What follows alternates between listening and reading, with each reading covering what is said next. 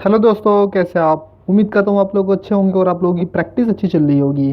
दोस्तों, आज की वीडियो में मैं आपको बताने वाला हूँ सॉल्ववर्क्स डिटेलिंग के बारे में। तो सॉल्ववर्क्स में डिटेलिंग और ड्राफ्टिंग कैसे करते हैं, जो इसका सबसे थर्ड मॉड्यूल है, उसके बारे में आज बात करेंगे। तो चलिए शुरू करते हैं फ्रेंड्स। मैं हूँ आकाश और आप देख रहे हैं मेरे YouTube channel design to future.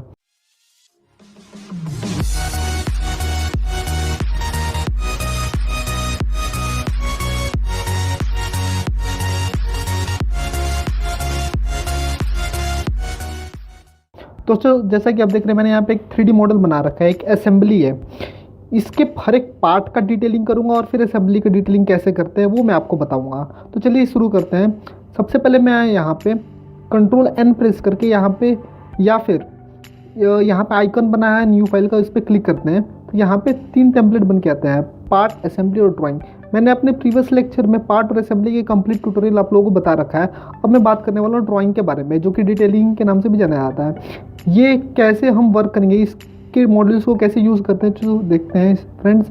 Drawing पे हमने क्लिक किया और यहाँ से ओके कर दिया तो ड्राइंग की शीट ओपन हो जाएगी। जैसा कि आप देख रहे हैं, यहाँ पे ड्राइंग के लिए शीट ओपन करने के लिए यहाँ पे फॉर्मेट का साइज़ पूछ रहा है कि शीट फॉर्मेट आप कौन सा लेना चाहते हैं। तो जैसा कि आप देख रहे हैं, मैंने स्टैंडर्ड सीट के ऑप्शन पे टिक कर रखा है।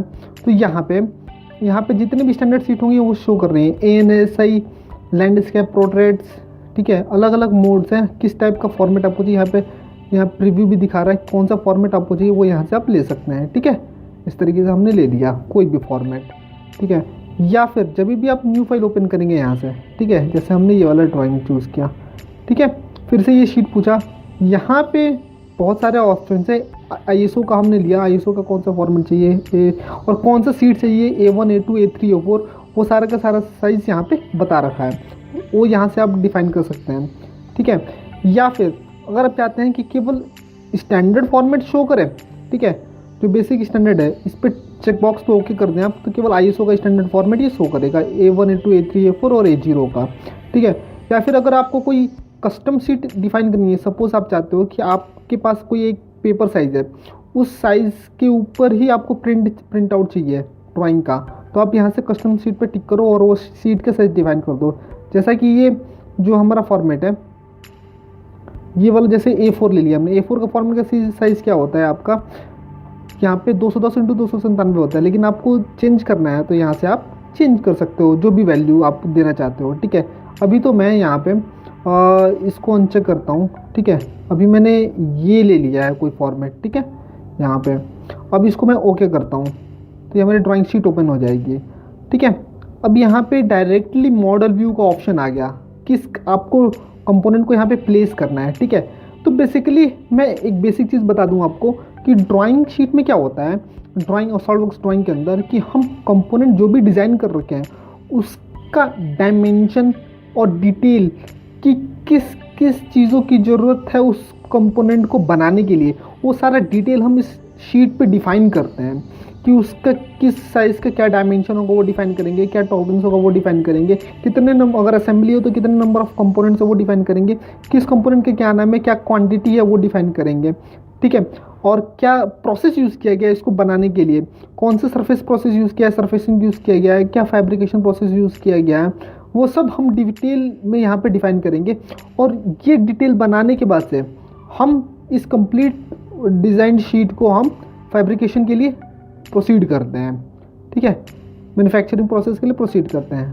तो जैसा कि आप देख रहे हैं, मुझे यहाँ पे कोई एक कंपोनेंट प्लेस करना है जिसका डायमेंशनिंग वगैरह पूरा डिटेलिंग दिखानी है। तो यहाँ व्यू लेआउट का ऑप्शन है, सबसे पहले व्यू लेआउट पे आप जाएँ और यहाँ पे सबसे पहले स्टैंडर्ड 3 व्यूज़, मतलब बेसिक स्टैंडर्ड व्यूज़ आपको दिखाने हैं। स्टैंडर्ड 3 व्यूज़ कौन कौन से होते हैं, तो फ्रंट, टॉप, राइट, यही 3 व्यू अगर आपको दिखाना है तो स्टैंडर्ड व्यू 3 व्यू में जाए।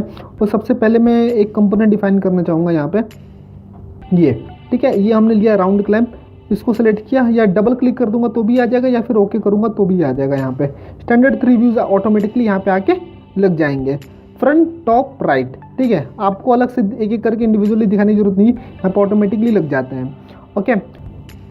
अब बात करते हैं 3 व्यूज़ के बाद से, अंडू करता हूँ मैं यहाँ पे, ठीक है। अब मॉडल व्यू के बारे में आते हैं। मॉडल व्यू हमने लिया और मॉडल व्यू के अंदर मैं उसी कंपोनेंट को सेलेक्ट करता हूँ। मॉडल व्यू में क्या होता है, आप अपने अकॉर्डिंग जितने व्यूज चाहो उतने दिखा सकते हो। अगर आप 2 ही व्यूज दिखाना चाहते हो वो दिखा दो, या तीनों स्टैंडर्ड दिखाना चाहते हो तो वो दिखा सकते हो, प्लस आइसोमेट्रिक दिखाना चाहते हो तो आइसोमेट्रिक दिखा सकते हो, या कोई कस्टम व्यू आपने सेट कर रखा है मॉडल के अंदर, पार्ट मॉडलिंग के अंदर, उस व्यू को डायरेक्टली यहाँ पे इंपोर्ट करके दिखाना चाहते हो वो दिखा सकते हो। ठीक है, और भी बहुत सारे व्यूज आप दिखा सकते हो इसके अंदर, इसका एडवांटेज है। अब मैंने मॉडल व्यू लिया यहाँ पे और इसको यहाँ पे ओके कर दिया, नेक्स्ट कर दिया हमने। ठीक है, अब जैसे सबसे पहले यहाँ पे अलग अलग ऑप्शन है।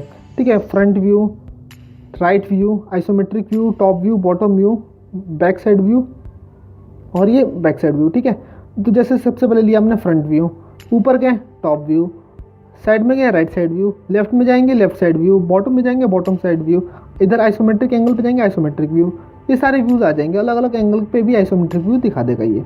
ठीक है, ओके कर दूंगा, यहाँ पे प्लेस हो जाएगा। सपोज इसका आपको स्केल चेंज करना है, जैसे इस पर क्लिक करो, जैसे सबसे पहले आपने ये दिखाया था तो ये मेन ऑब्जेक्ट हो जाएगा, इसी के अकॉर्डिंग सारे सबका रेशियो चेंज हो जाएगा। ठीक है, मतलब ये इससे सारे कंपोनेंट रिलेटेड रहेंगे।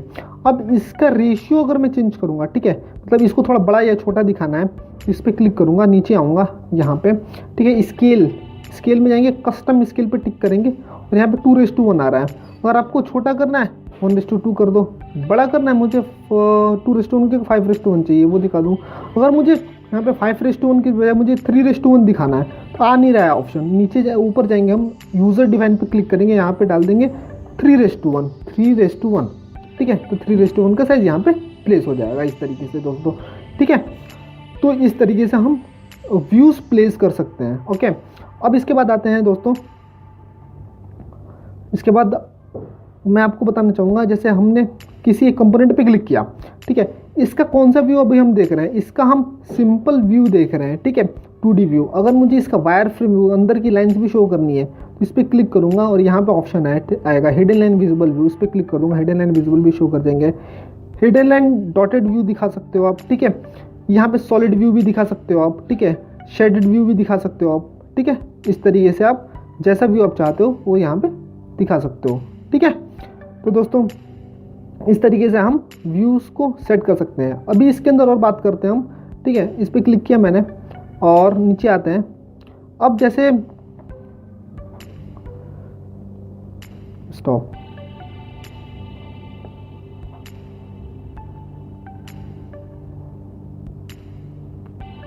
स्टार्ट। अब जैसे इसका व्यू मुझे चेंज करना है, इस पर क्लिक किया मैंने। ठीक है, इसका व्यू मुझे चेंज करके इसका दूसरा व्यू मुझे लाना है। ठीक है, तो इस जैसे इसको ले लिया हमने, इस पर क्लिक किया, इसका ये कौन सा है, ये फ्रंट है, टॉप कर दिया, तो सारे रेशियो चेंज हो जाएंगे। देखो अब ये टॉप हो गया। ठीक है, उसके अकॉर्डिंग ये सारे के सारे चेंज हो जाएंगे क्योंकि वो उससे रिलेटेड थे। ठीक है, अगर मैं इंडिविजुअली कोई व्यू दिखा दिया होता, सपोज करो आप मॉडल व्यू में गए, मैंने राउंड क्लैंप लिया, सेलेक्ट इधर किया, जैसे अभी देखो आप मैंने ये दिखाया राइट, तो राइट में हमने ये दिखा दिया। ठीक है, अब मैं इसको अलग से चेंज करूँगा, इसको सेलेक्ट किया, इसको मुझे लेफ्ट करना है, लेफ्ट दिखा दिया, इस तरीके से वो चेंज हो जाएगा। आइसोमेट्रिक दिखाना है, आइसोमेट्रिक दिखा दिया, यहाँ से जो भी इसको इंडिविजुअली चेंज करना वो दिखा सकता हूँ क्योंकि ये इससे कनेक्टेड नहीं है, इसको अलग से मैंने दिखाया था। अब बात करते हैं, इसको मैं साइड में रखता हूँ, इसको मैं डिलीट कर दे रहा हूँ, इसका काम नहीं है। ठीक है, आप किसी भी व्यूज़ पे क्लिक करके डिलीट बटन दबाओगे तो वो डिलीट हो जाएगा। ठीक है, अभी मैं यहाँ एक शीट इस पे आया। अब देखो, अब मुझे यहाँ पे ना एक और ऑप्शन है, जो जितने सारे व्यूज़ दिखाए हैं यहाँ पे स्टैंडर्ड व्यू और मॉडल व्यू के अलावा और भी बहुत सारे ऑप्शन है, और भी बहुत ऑप्शन है इस यहाँ पे व्यूज़ दिखाने के लिए। यहाँ पे टास्क बार में यहाँ पे ऑप्शन है व्यू पैलेट्स में गए। ठीक है, और यहाँ पे आप उस कंपोनेंट को सिलेक्ट करोगे जिसको आपको दिखाने से, राउंड क्लैंप लिया। ठीक है, यहाँ पे वो सारे के सारे व्यूज़ विजिबल हो जाएंगे आपको। ठीक है, कौन सा व्यू आपको दिखाना है, फ्रंट दिखाना है, फ्रंट पे चले जाओ। ठीक है, अब यहाँ पे दोबारा टॉप दिखाना है, टॉप पे चले जाओ। ठीक है, इस तरीके से फिर इधर आओ। अब मुझे आइसोमेट्रिक दिखाना है, आइसोमेट्रिक पे यहाँ पे आ जाओ। ठीक है, यहाँ पे आइसोमेट्रिक में आ जाओ। ठीक है, फिर से मुझे दिखाना है, अब मुझे करंट व्यू दिखाना है, तो यहाँ पे ऑप्शन है करंट व्यू, मतलब एक्चुअल में जो करंट व्यू हमने खोल रखा है। ठीक है, जैसे ये इस पोजीशन पे हमने, इसी पोजीशन पे एक व्यू दिखाना है यहाँ पे। ठीक है, तो यहाँ पे आप आ जाओ और यहाँ से करंट व्यू पे ड्रैग एंड ड्रॉप करना है आपको। ठीक है, ओके कर देंगे तो यहाँ पे विजिबल हो जाएगा इस तरीके से। ठीक है दोस्तों, तो यहाँ टास्क बार से भी आप यहाँ पे शो कर सकते हो। ओके दोस्तों, अब वापस आते हैं उस वाली ड्राइंग पे जो हमने पहले ड्रॉ किया था। ठीक है, ठीक है, अब यहाँ पे हम आ गए। अब हम देखते हैं प्रोजेक्टेड व्यू। प्रोजेक्टेड व्यू क्या है? ठीक है, प्रोजेक्टेड व्यू लिया हमने, ठीक है, किसी एज को हमने सेलेक्ट किया। सपोज करो मैंने इस एज को सेलेक्ट कर लिया, इस एज को, ठीक है, तो उस एज के अकॉर्डिंग एक अलग से व्यू दिखाएगा, ठीक है, अलग अलग एंगल पे, ठीक है। मतलब ये उसके लिए है कि किसी एक बॉडी के व्यू, मतलब ये 4 व्यूज को देख के नहीं क्लियर हो रहा है, तो और भी बहुत सारे अलग अलग एंगल पे व्यू चाहिए। किसी एक एज को पकड़ लो, उसके अकॉर्डिंग आप व्यू दिखा सकते हो। तो दोस्तों प्रोजेक्टेड व्यू में अलग अलग एंगल पे अलग अलग व्यूज आप शो कर सकते हो मोर विजिबिलिटी के लिए, ठीक है। अब नेक्स्ट आता है ऑक्सिलरी व्यू। ऑक्सिलरी व्यू में क्या होता है कि इसमें मैंने एज सेलेक्ट किया सपोज करो, तो उस एज के 1 और 4 डायरेक्शन में, ठीक है, इस एंगल या इस एंगल पे केवल शो करेगा और किसी एंगल पे व्यू शो नहीं करेगा ऑक्सिलरी एंगल में, ऑक्सिलरी व्यू के अकॉर्डिंग, ठीक है। तो ये रहे हमारे व्यू से रिलेटेड, ठीक है। अब आते हैं हम सेक्शन व्यू। सपोज करो इसका एक हाफ सेक्शन मुझे यहाँ पे डिस्प्ले कराना है, ठीक है, इसका एक इस व्यू का हाफ सेक्शन मुझे डिस्प्ले कराना है। तो यहाँ पे सेक्शन व्यू में गए, ठीक है, इसके बीच में एक लाइन ड्रॉ होगी, अलग अलग लाइन है, जैसे आपको वर्टिकल दिखाना है या हॉरिजॉन्टल दिखाना है तो हॉरिजॉन्टल दिखा सकते हो, वर्टिकल दिखाना है वर्टिकल दिखा सकते हो, एंगल पे दिखाना है एंगल पे दिखा सकते हो, कट या डबल एंगल पे दिखाना है, एक इधर से भी काट के दिखाना है, एक इधर से भी काट के दिखाना है तो भी दिखा सकते हो। जैसे हमने पहले वाला लिया, अभी इसके सेंटर से हमने क्लिक किया यहाँ पे, ठीक है, और यहाँ पे ओके किया। तो अब देखो इधर से इसका व्यू काट के इधर दिखा दिया, ठीक है। यहाँ एरो इधर बना है, मतलब इस साइड से व्यू दिखा रहा है, इस साइड से व्यू दिखा रहा है, ठीक है।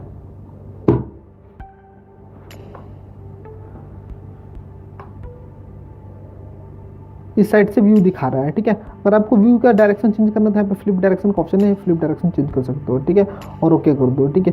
यहाँ पे अलग अलग ऑप्शन है, सेक्शन व्यू को पार्शियल सेक्शन दिखाना है, ठीक है, स्लाइस सेक्शन दिखाना है, ठीक है, यहाँ पे ऑटो हैचिंग दिखाना है, ठीक है, सेक्शन है, स्केल हैच पैटर्न दिखाना है, एम्फेसाइज पैटर्न दिखाना है, अलग अलग ऑप्शन है, आप यहाँ पे चूज कर सकते हो।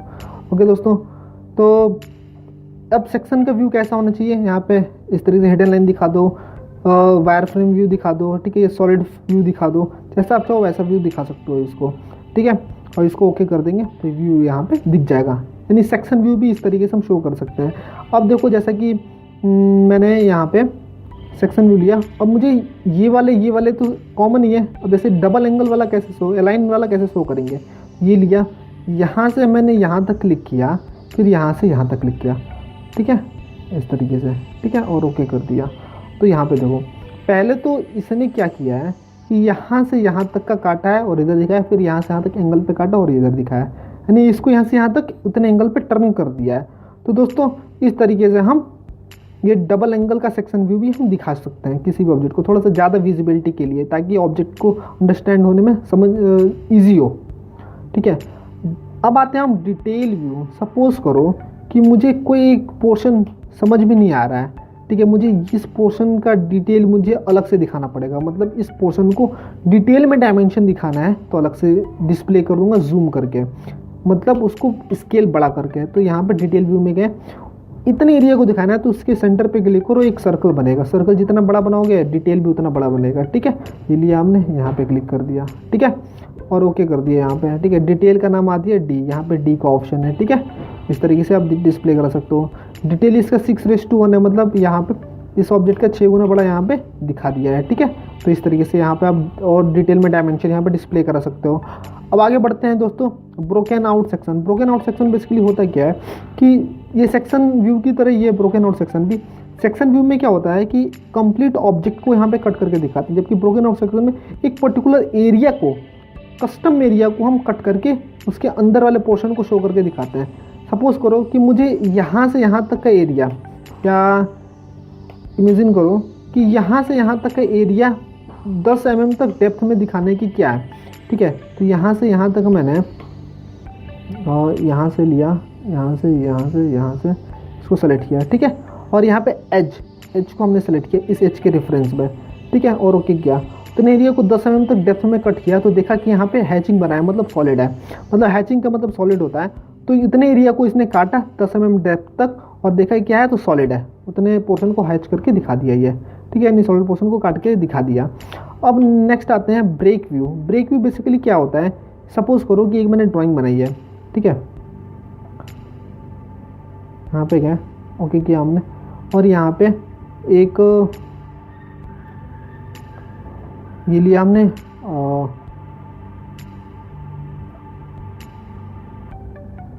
एक रॉड लिया हमने, ठीक है, एक आर्म है, ठीक है। इसका स्केल मैं थोड़ा बड़ा कर दे रहा हूँ। इसका स्केल जो है कस्टम स्केल लिया 5:1 कर दिया हमने, ठीक है। इसको जरा मैं अब मुझे इसको जरा हॉरिजॉन्टल व्यू में घुमाना है, तो राइट क्लिक किया हमने। यहाँ पे रोटेट का ऑप्शन होता है, जूम पेन रोटेट में गए, ठीक है। इसको 90 डिग्री हमने रोटेट कर दिया, ठीक है, और क्लोज कर दिया इसको, ठीक है। अब ये पूरे शीट पे एडजस्ट नहीं हो रहा है, ठीक है। इसको पूरे शीट पे एडजस्ट करना है मुझे, ठीक है। तो इसको मैं और मुझे पता है कि पूरा एंटायर ऑब्जेक्ट सिमिलर है, ठीक है, कहीं पे बीच में कोई अदर डिफरेंट फीचर नहीं है। तो मैं क्या करूँगा, इसका ज़रा आप ये व्यू ले लो, हिडन व्यू, ठीक है। और यहाँ पे ब्रेक व्यू लिया हमने, ठीक है, और इस ऑब्जेक्ट पे क्लिक किया। मुझे यहाँ से यहाँ तक इतना काट करके इसको छोटा करके यहाँ पे दिखाऊंगा। इसका गैप मतलब 1 mm लिया, मतलब 1 mm क्या है कि यहाँ से यहाँ तक हमने कट किया, तो इन दोनों के बीच का जो गैप है, ये गैप, ठीक है, 1 mm का मैंने कर दिया, ठीक है। इतने पोर्शन को काट के दिया, और यहाँ से यहाँ तक लिया, फिर इतने पोर्शन को हमने काट दिया, फिर यहाँ से यहाँ तक लिया, फिर इतने पोर्शन को काट दिया। तो ये अब हमारा इस सीट पे एडजस्ट हो जाएगा इसके अकॉर्डिंग, ठीक है। इस तरीके से काटा जब ही है कि इनके बीच में कोई डिफरेंट फीचर नहीं था, मतलब कोई और स्केच या फिर कोई होल वगैरह या फिर कोई अदर डिफरेंट ड्राइंग फीचर यहाँ पे अवेलेबल नहीं थी, इसलिए हमने काट दिया, क्योंकि वो सिमेट्रिक फीचर था। काटने से कोई ऑब्जेक्ट का फर्क नहीं पड़ा। यहाँ पे मैं दिखा दूंगा कि ये ऑब्जेक्ट जो है हमारा, इसका स्मार्ट डायमेंशन से इसका डायमेंशन लेके दिखा दूंगा, इस ऑब्जेक्ट का डायमेंशन इतना है। डायमेंशन जो एक्चुअल 500 mm था वही दिखेगा, ठीक है। वो कटा हुआ पोर्शन को इंक्लूड कर दिखाएगा, इसमें से डायमेंशन को काटेगा नहीं, ठीक है। बस स्केच को इसमें छोटा करता है कि वो शीट पे आराम से डिस्प्ले हो जाए, ठीक है, इसलिए हमने ये यूज़ किया। अब आगे बढ़ते हैं दोस्तों। ब्रेक व्यू हो गया, अब आते हैं crop view. Crop view basically क्या होता है कि मुझे, जैसे आपने फोटो क्रॉप करते हो, ठीक है, फोटो आप जैसे क्रॉप करते हो कि मुझे उतना ही एरिया चाहिए फोटो का, तो इसलिए वैसे ही इसमें भी है ड्राइंग में। तो क्रॉप व्यू लिया हमने। क्रॉप व्यू लेने के बाद से बेसिकली क्रॉप व्यू लेने के लिए हमें एक स्केच बनाना पड़ेगा। बेसिकली हमें क्रॉप व्यू करने के लिए हमें एक स्केच बनाना पड़ेगा। स्केच बनाने के लिए हमने यहाँ पे सर्कल लिया और सर्कल से यहाँ पे इतने एरिया को सेलेक्ट किया हमने, ठीक है। इस फिगर का इतना ही व्यू हमें दिखाना है। फिर हम गए क्रॉप पे सेलेक्ट किया और देखो आप क्रॉप कर लिया। लेकिन ये क्रॉप करने के बाद अंडू नहीं करता, आप इस चीज़ का ध्यान रखना। तो क्रॉप थोड़ा समझ के ही करना कि आपको क्रॉप करना ही हो जब भी आप क्रॉप यूज़ करना, ठीक है, अदरवाइज मत करने, तो फिर अंडू नहीं हो पाता है। ये डिसएडवांटेज है इसके अंदर, ये क्रॉप करने के बाद अंडू नहीं हो पाता है, ठीक है। अब दोस्तों ये तरह है हमारे व्यू लेआउट्स की कमांड्स। ड्राइंग के अंदर व्यू लेआउट्स मॉड्यूल के अंदर मैंने ये कमांड्स बताए हैं। अब नेक्स्ट लेक्चर में मैं आपको एनोटेशन से रिलेटेड कमांड बताऊंगा कि डायमेंशंस कैसे रिप्रेजेंट करेंगे, टॉलरेंसेस कैसे रिप्रेजेंट करेंगे, टेक्स्ट कैसे लिखेंगे, पैटर्न कैसे करेंगे, बलून क्या होता है, ठीक है, सिंबल्स क्या होते हैं, सरफेस सिंबल्स क्या होते हैं, ये सारी चीज़ें मैं डिफाइन करूंगा नेक्स्ट लेक्चर में। तो दोस्तों वीडियो देखने के लिए बहुत बहुत धन्यवाद। आपको मेरा वीडियो पसंद है तो प्लीज़ लाइक और शेयर कर जरूर करें और सब्सक्राइब करना ना भूलें, और अपने दोस्तों के साथ जरूर शेयर जरूर करें। तो अगर आपको मेरे वीडियो से रिलेटेड कोई क्वेरी रहती है तो आप कमेंट बॉक्स में जरूर कीजिए, ताकि मैं आपको आपकी क्वेरीज को अपने वीडियोज़ में क्लियर कर सकूँ अच्छे से। तो thank you for watching my video friends. जय हिंद, वंदे मातरम।